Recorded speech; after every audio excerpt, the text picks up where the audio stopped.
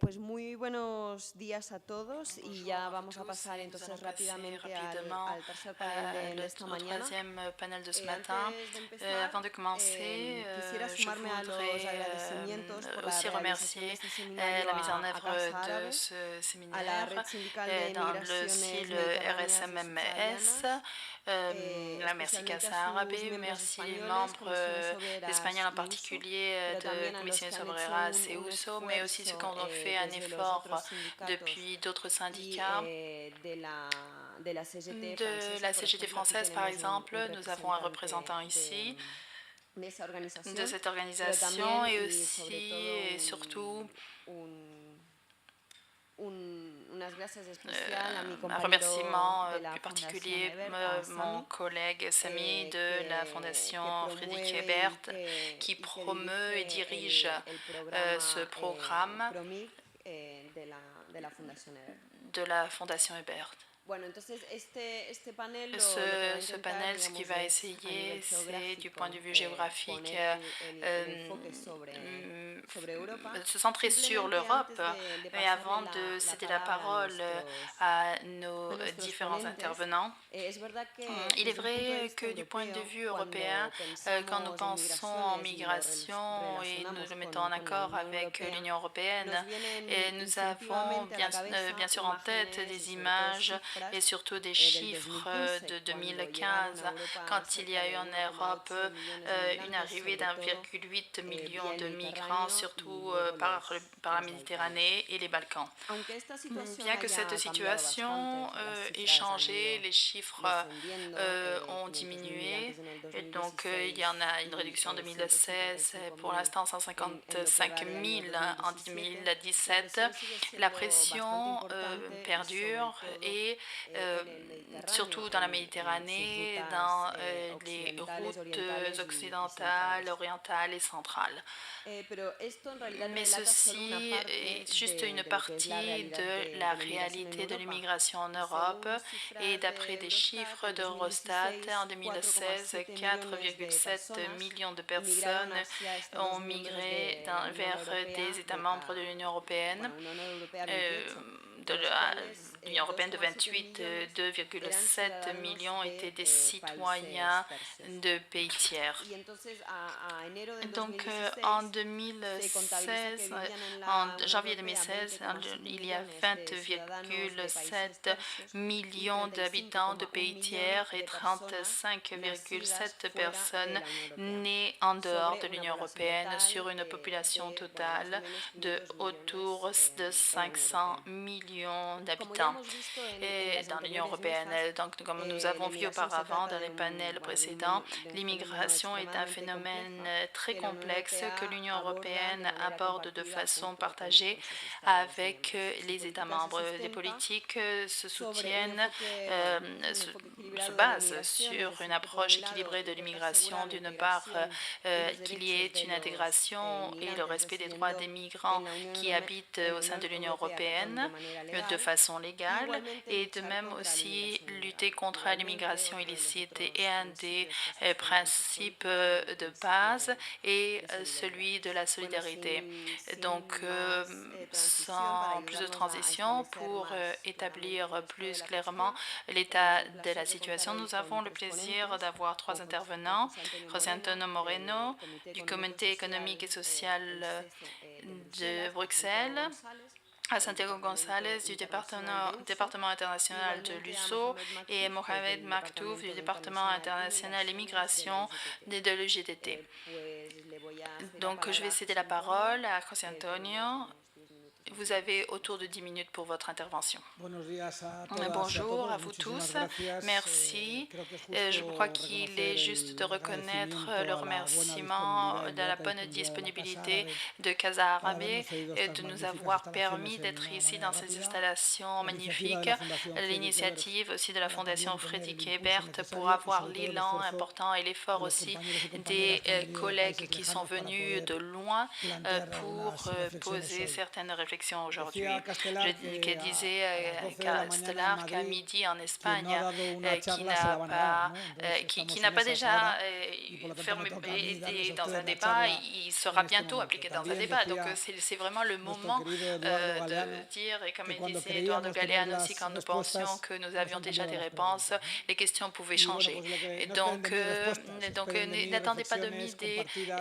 dudas réponses, mais y c'est sobre plutôt un todo muchas partage de incertidumbres, ¿no? doutes, Incertidumbres de lo que nos está pasando. d'idées, Y sobre surtout todo de momento d'incertitudes. Et pour l'instant, establecer un mínimo établir diccionario que yo creo un que tenemos que dictionnaire manejar minimal que la nous batalla del devons lenguaje, porque el lenguaje quizá gérer, parce que le posiblemente langage, sea la primera quelquefois, batalla que se est pierde. Primero la se nos ha source hablado de la Unión du premier Europea combat. On a de la parlé de crisis l'Union de los européenne, de la refugiados, crise doble des mentira, réfugiés, ce qui est doble un mentira. double mensonge. No es una Et ce n'est pas crisis une crise, porque lo que parce Europa, que ce que tomando por l'Europe, Europa la Unión en Europea, parlant de l'Union européenne, empieza en a parlant recibir en d'Europe, forma de commence à flujos migratorios de personas que huyen de una situación trágica. recevoir, Es un proceso que c'est había un empezado 5 processus qui años avait commencé antes 5 ans auparavant en Siria en y lo que Syrie. Europa Et empieza a donc percibir a partir del l'Europe año commence 2015 à voir depuis había empezado en 2015, Siria a, en été, a commencé 1999, incluso con el en respaldo de 99 potencias ou même occidentales a alguno de los en bandos, por Syrie, tanto eso no es donc una avec crisis. même des Una soutiens crisis es algo que surge de de manera certains súbita e pays imprevista, à por lo certaines tanto no es una des, crisis. des intervenants de no cette es guerre. de Donc refugiados, ce n'est no. pas une crise de réfugiés, refugiados son non, las les réfugiés víctimas ce del sont les proceso, victimes de ce pero no son los processus, mais ce ne protagonistas ni sont los pas partícipes les de esa personnages principaux de cette pseudodenominada histoire, crisis. de cette censée Si lo que ou demuestra esa mal llamada crisis de los supposée refugiados es crise. sobre todo una crisis de la Unión Europea.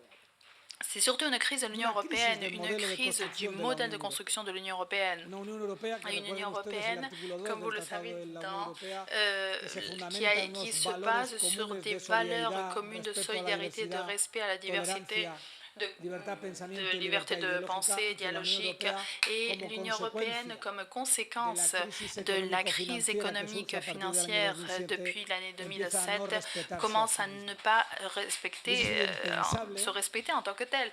Donc, on parle des années 2000. L'Union européenne n'aurait pas été à la hauteur de cette protection qui devait être fournie à ces personnes qui cherchaient cette protection. Donc, suite à une crise qui donne lieu à une austérité, qui donne lieu à une crise des idées, de valeurs et surtout de principes de l'Union européenne, nous devons faire face à un manque de solidarité, à plus d'individualisation et une situation qui donne lieu à des positions très égoïstes de certains pays par rapport aux obligations d'accueil des demandeurs d'asile ou des demandeurs de protection internationale. Je peux vous dire aussi que dans ce dictionnaire de mots, ce n'est pas uniquement une solidarité avec ceux qui cherchent une protection internationale. Je ne veux pas parler de réfugiés parce que techniquement, ce ne sont pas des réfugiés. Le réfugié a un statut juridique particulier suite à ce qui est établi dans la Convention de Genève de 1951, mais ce peut être il peut y avoir une protection subsidiaire ou d'autres protections, mais pas tous toutes ne seront pas des réfugiés. Donc la question peut être différente. Donc le rôle des États membres par rapport à cette censée crise n'est pas par rapport à la solidarité ou aux qualités ou de bonne vibration. Les pays de l'Union européenne ont l'obligation, ont la responsabilité internationale de protéger les personnes qui arrivent à leurs frontières suite à une fuite de conflits internationaux. Donc, ce n'est pas dire que nous avons une solidarité mal entendue, mais de répondre à des engagements qui ont été pris par les membres de l'Union européenne avec la ratification de la Convention de Genève. Cette responsabilité internationale doit donner lieu à une solidarité interne de répartition, de distribution, parce que la situation géostratégique de certains pays comme l'Italie, la Grèce ou en moindre mesure peut-être la Malte ou l'Espagne ne pouvons pas nous devons y avoir pas plus de responsabilités, il doit y avoir vraiment une solidarité interne qui doit être respectée. Et dans ce non-respect, ce manquement à la loi, donc ce sont ces pays soumis qui ne veulent pas recevoir des demandeurs de protection. Et Jean-Claude Juncker, comme dit, qui est le président maintenant de la Commission, que le problème se trouve au cœur de l'Europe. Oui, mais je dois vous dire aussi que la solution uniquement se trouve en Europe. Personne ne doit penser que les flux migratoires doivent avoir des politiques nationales. Donc il faut qu'il y ait un pacte de chiffre minimum pour répondre à la situation, pour qu'il y ait des voies légales, agiles, efficaces et qui garantissent le respect des personnes qui demandent cette protection, où nous n'allons pas avoir un progrès. Nous allons au contraire aller vers marche arrière.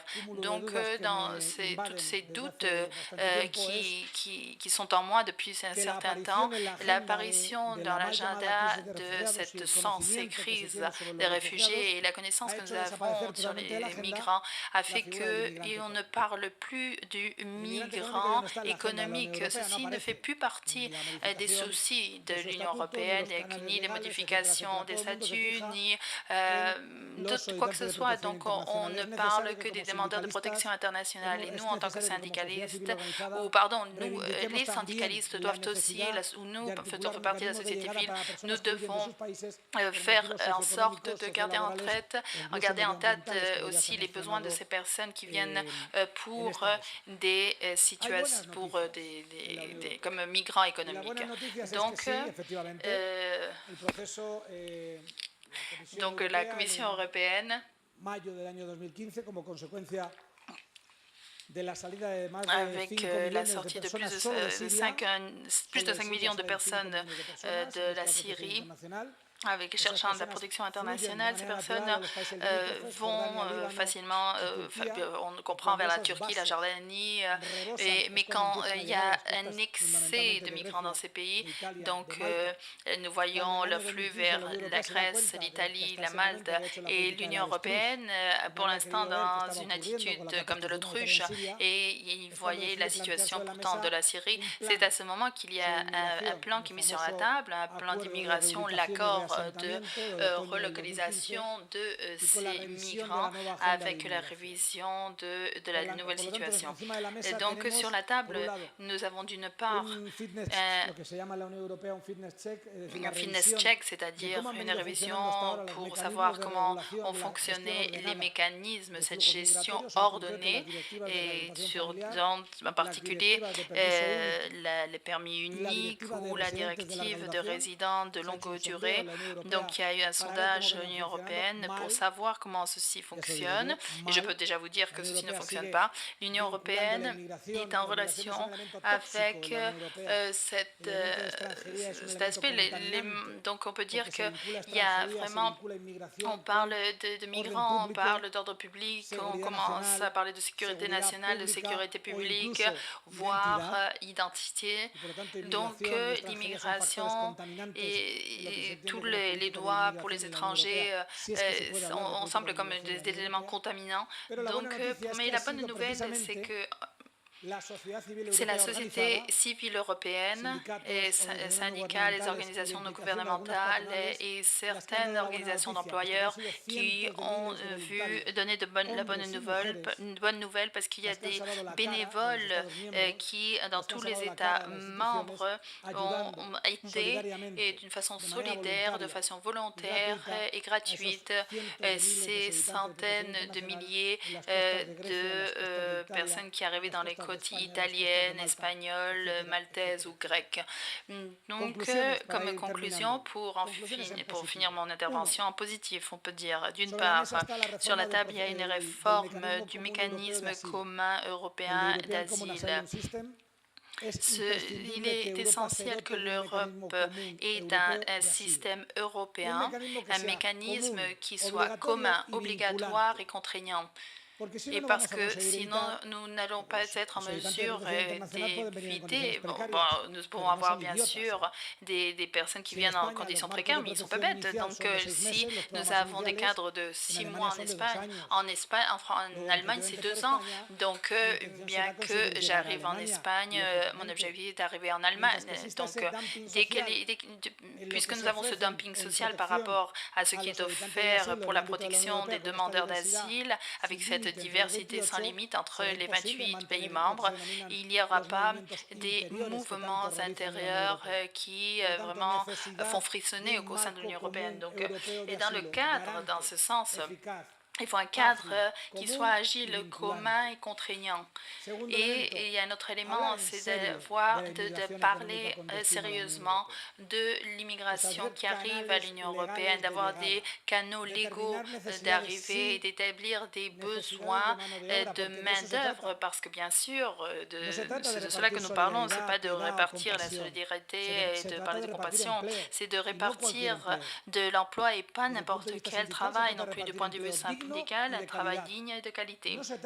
Pas uniquement c'est pas une question de répartir de la misère. Donc, nous devons bien sûr déterminer s'il faut qu'il y ait des personnes qui arrivent de pays tiers, comment et pour quel poste de travail. C'est un débat syndical que Commissaire Sobrelas a commencé il y a déjà fort longtemps et qui en Espagne se soutient à travers de la commission tripartite à 3 parties. Donc, et comme il a été dit auparavant, le débat par Maria Jesus, un de Ovaldo, qui était un de mes grands maîtres en matière de migration, du point de vue humain, pas uniquement humanitaire, mais humain.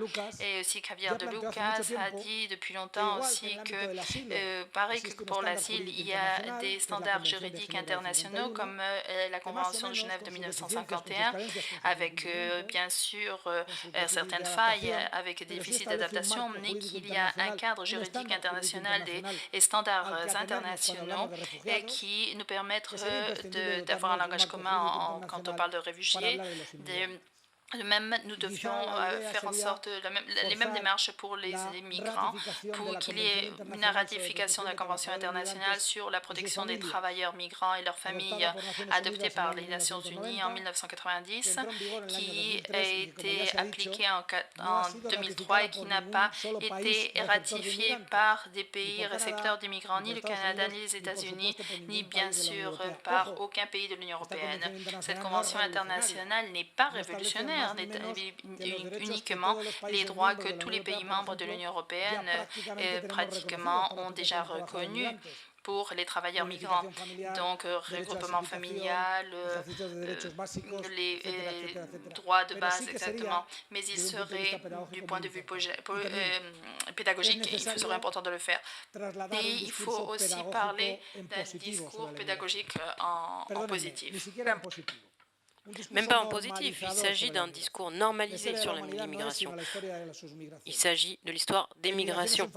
L'immigration est un facteur normal dans toute société, à toute époque de l'histoire de l'humanité. Il faut dédramatiser l'immigration.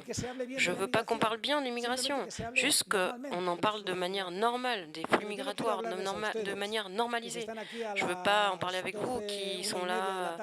Il est 1h30, parce que je comprends que vous êtes sensibilisés, vous êtes convaincus de ce fait. Je veux que ce discours puisse être communiqué à l'extérieur, car ce sont ces gens qui votent pour des partis qui font des politiques xénophobes, des partis qui parlent de l'immigration en termes négatifs. Donc il faut changer la narration sur l'immigration. Il faut faire de la pédagogie sociale sur la normalité de l'immigration pour changer les résultats du populisme. Ce qu'on appelle populisme aujourd'hui. Mesdames et messieurs, le fantôme qui est là en Europe, ce n'est pas le populisme, c'est le fascisme. Remettre la responsabilité sur le dos de l'autre, celui qui est différent, l'étranger, qui a une couleur de peau différente, une religion différente, une idéologie différente. Ça, c'est toujours ce qui a été utilisé par le fascisme. Et on parle de populisme, mais non, c'est pas vrai. Les partis en Autriche, en Allemagne, en Bulgarie, en Grèce, en Italie sont des partis fascistes. Et face à ça, il faut de la pédagogie et changer le discours.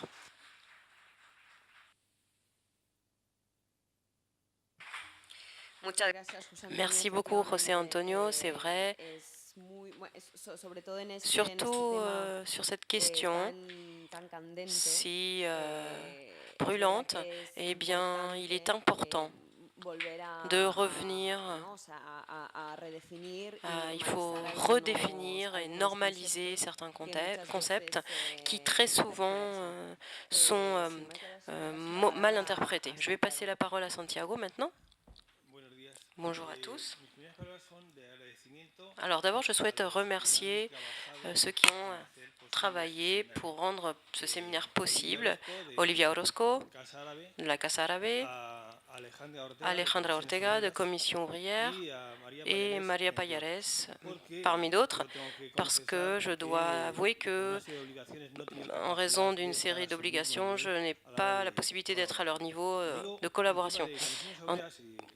Ensuite, en ce qui concerne donc Commission ouvrière, Alejandra, eh bien, c'est vrai que les syndicats, eh bien, nous devons travailler de manière conjointe, au-delà de nos sigles. Donc, un des engagements que nous avons et que nous apportons ici, c'est de faire en sorte que les camarades du GT fassent partie de ce réseau.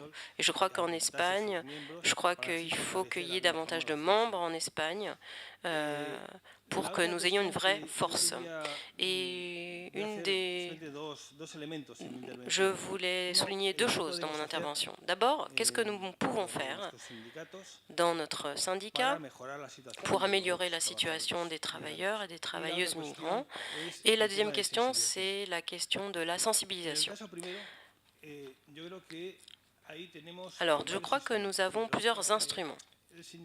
Le syndicat, s'il se définit comme ça, eh bien, c'est de soutenir la défense des travailleurs de manière organisée, mais pas seulement dans le secteur du travail. Certains secteurs doivent s'engager envers l'intervention sociale, et pas seulement dans les conditions de travail, les conditions matérielles de vie digne dont disposent les travailleurs, les travailleuses et leurs familles. Et comment donc, avec la question des conventions, des pactes, etc., eh bien, je crois que ça a été un des éléments centraux prioritaires quand on a constitué la Confédération syndicale internationale. Quand elle a été constituée, eh bien, un des chapitres, un des volets avait comme priorité le développement et aussi la question de la ratification. C'était un des éléments centraux. Et moi, j'ai assisté à des conférences internationales à Genève où de nombreux syndicats se sont réunis pour faire en sorte que nos pays ratifient. Et justement, le Maroc, la Mauritanie, la Tunisie, le Mali ont ratifié cette convention, alors qu'en Europe, aucun pays ne l'avait ratifiée. Et quand on discutait à Genève de cette question, eh bien, il y avait des réserves de certains syndicats, émises par certains syndicats des pays développés, on va dire. Et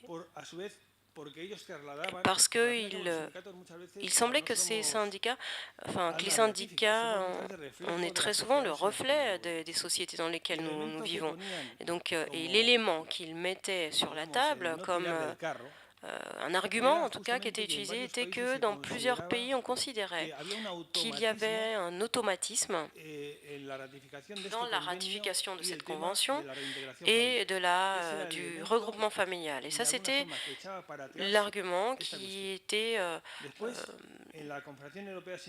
proposé et pour ne pas ratifier. Et je me rappelle, en 2008, tous les syndicats européens discutaient de différentes choses et on a donné comme amendement que tous les pays européens devaient ratifier cette convention. Et finalement, ça a été donc établi. Tous les syndicats européens ont soutenu la ratification. Mais c'était donc le préambule de nos inquiétudes, la question de la ratification. Mais dans la partie des conclusions, des priorités, on va dire, eh bien, elle n'était plus présente parce qu'il y avait des résistances de certains syndicats européens par rapport à la question de la ratification. Donc un des éléments que nous, dans notre réseau, nous devons mener, c'est que la ratification fasse partie de nos priorités. Et je crois que c'est un engagement que nous devons assumer en tant que réseau. La deuxième question, par rapport à ce que nous pouvons faire, eh bien, c'est le centenaire de l'OIT. Ça va être bientôt le centenaire de l'OIT. Eh bien, cette organisation est née après la Révolution russe. Ce n'est pas un hasard. C'est un élément palliatif que beaucoup de démocraties, beaucoup de pays considèrent nécessaire pour éviter, d'une certaine manière, la fureur révolutionnaire. Ce qui est important, c'est que c'est une organisation tripartite. Nous sommes donc les gouvernements, les employeurs et les travailleurs. Et parmi ces consensus, ces consensus devraient être des règlements légaux. Et je crois que, en partie, le droit est un outil que les travailleurs les plus vulnérables sont accessibles pour ces travailleurs. Et c'est un outil que nous devons utiliser pour défendre les droits. Et je crois que les conventions internationales sont des outils, des instruments que nous avons à disposition pour les travailleurs et les entrepreneurs pour améliorer la situation. Ensuite, je vais donner quelques chiffres sur la question de la ratification. Alors, je le dis parce que notre camarade italien, dans une réunion que nous avons eue à Bruxelles il y a peu, eh bien, il nous disait, à nous les Espagnols, que nous n'avions pas encore ratifié la Convention 143. J'ai regardé, et c'est vrai que cette convention n'est pas ratifiée sur la sécurité des migrants. Mais l'Espagne est un des pays qui a ratifié le plus de conventions. Donc juste, je vais vous donner la liste. Elle a ratifié 133 conventions. L'Italie, 113. La France, 127. Le Portugal, un autre membre du réseau, 84. Donc nos camarades du réseau, eh bien, on voit qu'il y a une situation en dehors des conventions des Nations Unies. Eh bien, la Tunisie 73, le Maroc 62, la Mauritanie 43, le Mali 34. Donc l'implantation de ces conventions, on voit ici ce décalage qui existe dans ce réseau, et il faut que ce réseau puisse permettre, faciliter le fait que cette ratification puisse se faire, parce que ça favorise les pays qui n'ont pas encore signé les ratifications, mais aussi ceux qui l'ont ratifié, car on va pouvoir être plus égaux en termes de droits. Et pour revenir à la question de la Convention 143, et je crois que dans une réunion de la Confédération syndicale internationale à Bruxelles, eh bien, dans cette réunion, c'était une réunion donc, qui promouvait l'union, le dialogue social entre les rives de la Méditerranée. Et je crois qu'un des éléments des conclusions que nous avons proposé et qui puisse faire partie de ces conclusions était la portabilité des retraites. Parce qu'on parle de l'immigration, on parle des flux migratoires, mais il faut aussi penser au fait que quand le travailleur qu'il soit de manière qu'il soit clandestin ou pas, qu'est-ce qu'on peut faire pour que les travailleurs résidents, quelle que soit la nationalité, ont des prestations meilleures et un statut meilleur. Et il y a une question stratégique, eh bien, c'est la portabilité des retraites. Donc un travailleur qui travaille dans 2 pays ou plus, qui est affecté, qui est inséré dans 2 ou 3 régimes de retraite différents, et le droit de manière postérieure, a posteriori, à ces prestations sociales, que ce soit la retraite, la résidence, etc. Pour nous, c'est stratégique, parce que c'est lié à la formalité du travailleur. du travail. Et ce type de droits sont liés donc à la formalité du travail. Donc c'est important pour le travailleur de pouvoir exiger cette régularisation. Ensuite, il y a des mécanismes d'expropriation, de plainte, de processus judiciaire, mais il faut que le travailleur puisse voir qu'il est nécessaire d'être régularisé. Donc la question de cette portabilité est importante parce que c'est vraiment une question fondamentale. Et dans le cas de l'Espagne et du Portugal, il y a une bonne pratique qui est une convention multilatérale, il y a des conventions multilatérales, mais dans laquelle, il y a beaucoup de lacunes. En général, une convention doit favoriser le fait qu'il y ait des possibilités pour le travailleur mauritanien puisse travailler au Maroc, puis en France, puis ailleurs, et puis améliorer ses qualités de vie. Et cette bonne pratique est un des éléments que nous souhaitons. Et nous voulons que notre réseau améliore cette question. Alors, ensuite, il y a la question d'une des réformes en cette période de crise, c'est qu'il n'y a pas de système de santé universel. Les personnes migrantes sont les plus vulnérables, mais aussi les jeunes qui n'ont pas encore trouvé de travail. Et donc, on voit qu'il y a 1800 cas de personnes qui n'ont pas pu accéder au système de santé publique. Donc, les trois syndicats, nous faisons partie d'une alliance. Nous voulons qu'il y ait une campagne pour l'accès à ce système de santé publique. La question aussi, c'est comment les syndicats nous adressons aux travailleurs les plus vulnérables. C'est difficile parce que nous n'avons pas autant de capacités que les syndicats italiens. Nous avons moins d'affiliations. Donc, les affiliés, le nombre d'affiliés en Italie est immense.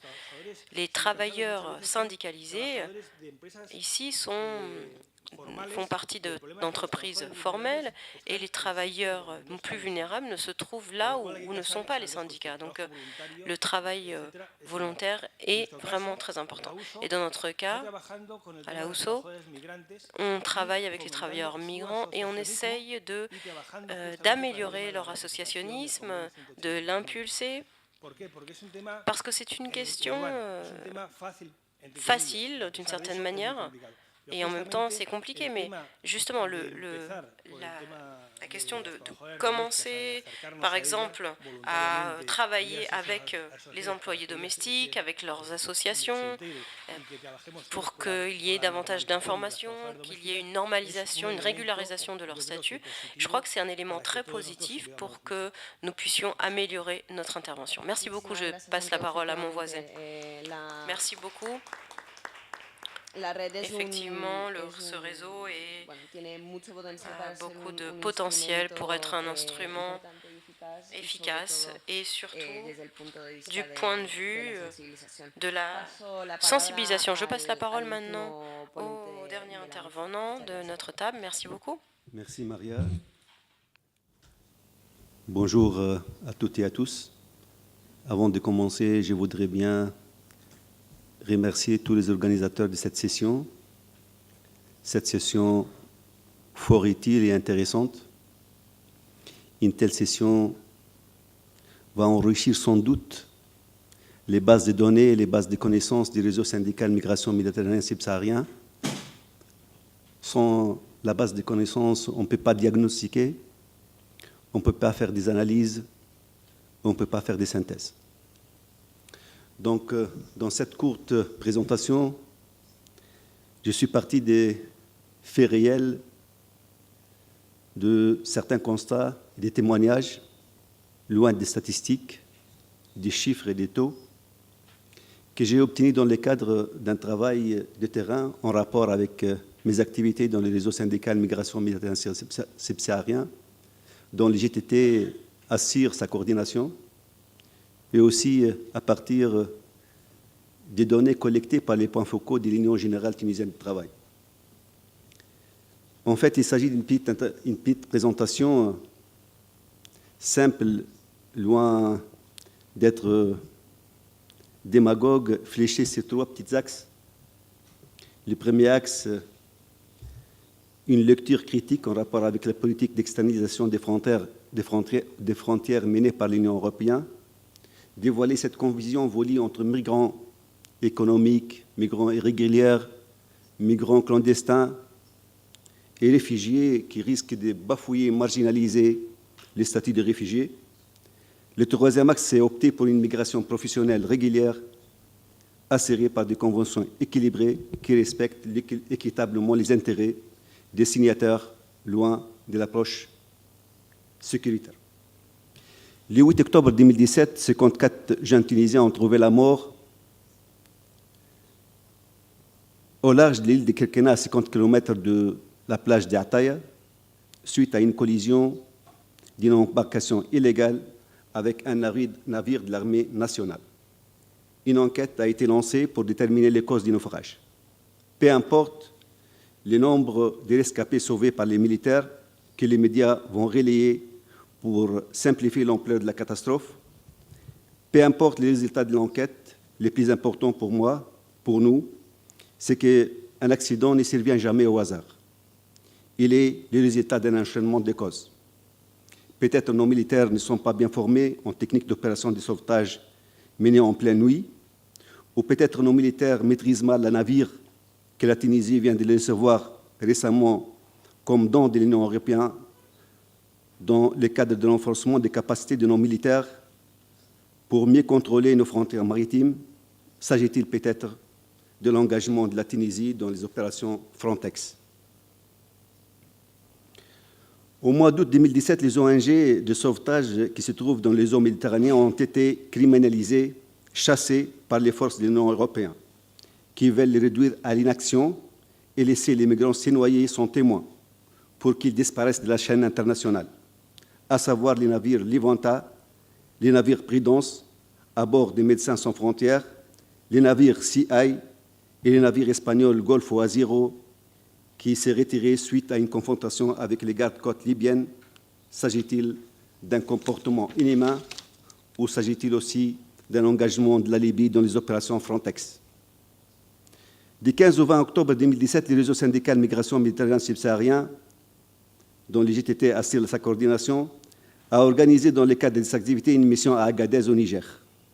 Cette délégation composée des représentants des syndicats d'Europe, d'Afrique du Nord et des pays subsahariens a eu pour mission de faire un état de lieu sur la situation migratoire à travers des rencontres avec les migrants, les autorités locales, les syndicats du Niger, les acteurs de la société civile, les passeurs, et visiter les centres de transit et d'assistance de l'OIM. Et suite à cette visite, la délégation a constaté ce qui suit. Sous la pression de l'Union européenne, le Niger a durci sa politique migratoire pour stopper les migrants. La loi 36 de 115, qui est une loi en contradiction plutôt avec les principes de la CEDEAO dont le Niger fait partie.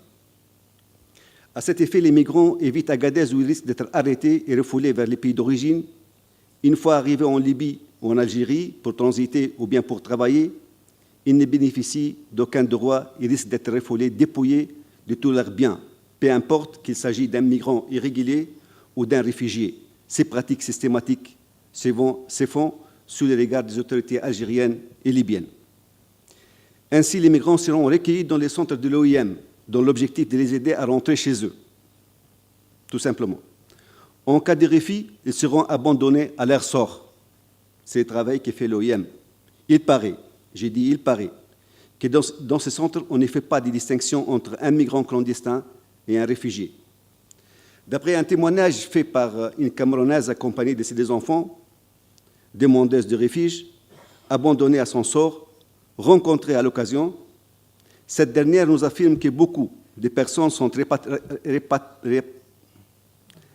rapatriés bien qu'ils ont le statut de réfugié. Il est plus simple de rapatrier un migrant clandestin qu'un réfugié. D'ailleurs, cette confusion voulue qui fait atteinte aux droits de l'homme est un souci qui est partagé par les points focaux de notre réseau syndical Migration Méditerranée subsaharien et qu'il est temps de défendre les statuts de réfugiés et de dénoncer un tel comportement. Est-ce qu'on peut imaginer ce qui peut arriver à un réfugié qui refuse d'entrer chez lui une fois abandonné à son sort? Et si vous permettez, je voudrais vous rappeler, et d'une façon sommaire, la Convention de Genève du 28 juillet 1951, article 1, relative au statut des réfugiés, qui stipule que le terme réfugié s'applique à toute personne craignant, avec raison d'être persécutée du fait de sa race, de sa religion, de sa nationalité et de son apparence à un certain groupe social ou de ses opinions politiques. La loi sur l'asile précise que les actes de répercussion et les motifs des persécutions visés par cet article doivent également être appréciés dans les conditions prévues par les directives européennes. Il est important de rappeler que parmi ces migrants illégaux, beaucoup d'entre eux sont des réfugiés qui fuient leur pays pour des raisons de guerre civile, d'instabilité politique ou de génocide. Tous ces phénomènes aggravés par les campagnes organisées par les médias et les politiques qui stigmatisent sans cesse les migrants brouillent la vérité pour semer la confusion entre migrants et réfugiés en essayant de nous faire oublier l'échec de leur politique migratoire ou de cacher les drames qui ont lieu à des heures de vol d'ici, pour justifier le durcissement de leur politique migratoire et ainsi alimenter la peur et les cercles infernaux de la xénophobie. Sinon, comment peut-on expliquer la réapparition des fils barbelés, signes de l'enfermement jamais vus depuis la Deuxième Guerre mondiale? Et comme vous le savez tous, aucun pays dans le monde ne peut assurer la fermeture complète de ses frontières et que les flux migratoires ne vont pas s'arrêter tant que dans le monde règnent les inégalités, les conflits de tout genre, et surtout en Afrique et au Moyen-Orient. Le bilan de toutes ces politiques est le suivant. En 13 mois, les opérations Frontex ont coûté à l'Union européenne plus de 117 millions d'euros. Ces politiques, sans doute, sont le résultat de la montée spectaculaire de la droite en Europe. Ces politiques mettent en péril la vie des migrants. Le nombre de crimes ne cesse d'augmenter, les cadavres sont éparpillés partout, sur les routes de la mort, dans les déserts et dans la mer, d'après un témoignage d'un passeur reconverti, à Agadez, bien sûr. Ces politiques sont la cause principale de cette tension sans précédent entre l'Union européenne et les ONG, les organisations humanitaires et les organisations syndicales. Ces politiques mettent en doute les accords de bon voisinage entre l'Union européenne et les pays riverains. Ces politiques sont derrière la signature de conventions artificielles et qui reflètent l'opportunisme excessif des signataires tels que l'accord avec la Turquie et la Libye qui a coûté trop cher à l'Union européenne. Ces politiques dressent les peuples les uns contre les autres. Il s'agit d'une politique inefficace et dangereuse pensée par l'Union européenne et reprise par plusieurs pays d'Afrique et qui a un seul choix uniquement sécuritaire. Considérant que les moyens énormes investis dans le contrôle des méthanisation des frontières terrestres, maritimes et aériens devraient être destinés à appuyer une véritable politique de programme de développement économique pour offrir des opportunités de travail décents et aussi pour permettre une politique efficace de retour dans le respect des droits fondamentaux, en facilitant la mobilité des migrants de manière sécurisée et légale à travers l'encouragement de la migration professionnelle régulière et à travers des conventions bilatérales loin des chantages et des profits. Sans vouloir m'attarder, je voudrais saluer l'engagement des syndicats amis d'Europe, à la tête de la Confédération européenne des syndicats, qui luttent sans cesse pour la légalisation des migrants sans papier et qui sont souvent criminalisés et exploités. Le défi de lutter contre l'exclusion des migrants est partagé par toutes les organisations membres du réseau syndical Migration Méditerranée subsaharienne et la collaboration transnationale et transrégionale est une condition pour y parvenir. Sans oublier de citer le partenariat pilote entre le GTT et le CGL, c'est la question migratoire à travers les bureaux INCA installés en Tunisie, INCA Tunisie, filiale de l'INCA Fly appartenant à la CGL. Et merci.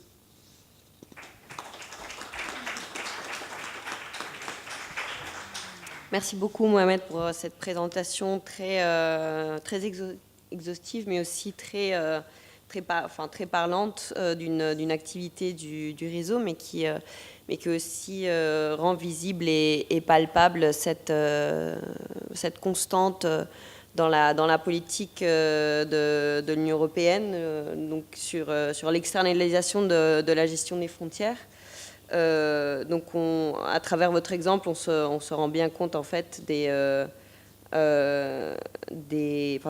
conséquences que ce genre de politique a non seulement sur les migrants, mais aussi sur les pays qui doivent gérer ces flux-là. Sans plus tarder, on va passer... Encore un tout petit dernier effort, également pour les interprètes, que je remercie à l'occasion. Donc ce que j'ai essayé de faire, c'est d'essayer de formuler des contradictions qui sont apparues pendant l'ensemble de nos discussions. Je vais les énumérer à titre de conclusion. Toutes les études montrent que les migrations contribuent positivement à l'économie des pays d'accueil, et pourtant, nous vivons une époque où la migration est perçue extrêmement négativement. La crise migratoire, en gardant en tête l'enjeu de la terminologie et la guerre des mots, la crise migratoire est avant tout alimentée par des conflits, alors que les États, sous prétexte de ces flux migratoires, se désistent de leurs responsabilités concernant l'asile politique en créant la confusion entre migrants et réfugiés. La migration est un droit et une nécessité bénéfique face à des régions vieillissantes et d'autres où les forces vives dominent. Et pourtant, les populations perçoivent exclusivement la migration comme une source de chômage. L'Europe privilégie l'approche sécuritaire et l'aide au développement conditionné, alors que les États qui en profitent sont marqués par un manque de bonne gouvernance et sont dominés par la corruption. Les normes internationales, que ce soit les Nations Unies, Convention 90 ou la Convention de BIT, existent et pourtant, les pays du monde ont fait le choix d'initier un pacte global qui, je rappelle, ne sera pas contraignant. Les causes des départs sont avant tout liées à la pauvreté et pourtant, après un demi-siècle d'aide au développement, les économies de l'Afrique restent à 80% des économies informelles. Le Niger est l'un des pays les plus pauvres du monde et pourtant, la France et l'Europe proposent de traiter les demandes d'asile dans ce pays, faisant abstraction de l'afflux des populations que pourrait provoquer cette décision. Les syndicats sont directement concernés par les politiques migratoires et pourtant, pour un grand nombre, n'interpellent pas les autorités gouvernementales et se limitent à jouer le rôle de pansement social par rapport aux conséquences de ces politiques, ou au pire, à tout simplement ignorer la présence des étrangers sur le marché de l'emploi. Dans un contexte de risque sécuritaire et d'illusion de pouvoir stopper la mobilité des individus, les leviers de migration légale sont pour le moment très faiblement activés.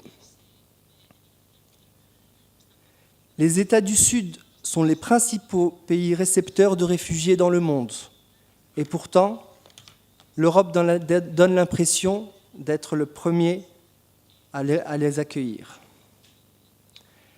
Un maillage important d'acteurs sociaux est actif sur le terrain, mais la collaboration reste limitée en termes de plaidoyer. La coopération internationale autour des migrations n'a jamais connu autant de financement et pourtant, nous assistons à une détérioration de la situation. Les réseaux de trafic sont organisés au-delà des frontières et pourtant, les organisations ou même les États n'ont aucune coopération transnationale à part celle de militariser les frontières. Les cadres et les jeunes diplômés sont invités à immigrer dans les pays riches sans que cela pèse dans les négociations des accords bilatéraux. Dans ces conditions, la logique de la peur continuera à dominer les sociétés humaines et à contaminer plusieurs régions du monde. Aujourd'hui, les pays de la CEDEAO, les ressortissants des pays de la CEDEAO ne sont plus en mesure de se déplacer dans leur région en toute liberté à cause de la politique de migration de l'Union européenne.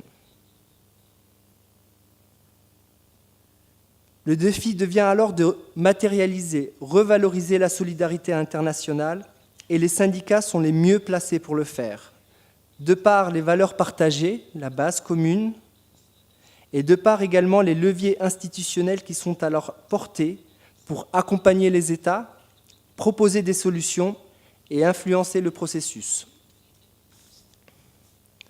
C'est donc une responsabilité historique qui, semble-t-il, ne peut être assumée que par des pionniers, à contre-courant. De par sa composition innovante et les objectifs que les membres se sont fixés, le collectif syndical RSMMS a cette ambition de jouer le rôle de locomotive pour constituer un instrument efficace et une force de changement social et politique.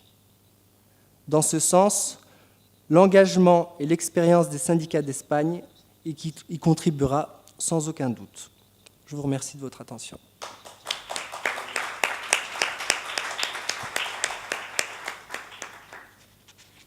Donc, je ne sais pas si... Voilà,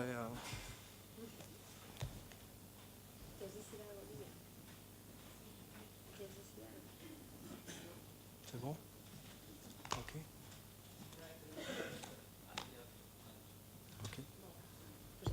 D'accord. Bon, bah alors, on vous remercie de votre présence et de votre participation. Et je pense qu'on aura l'occasion de poursuivre les discussions en Espagne et dans les autres pays qui sont représentés dans le collectif. Et bonne continuation à tous.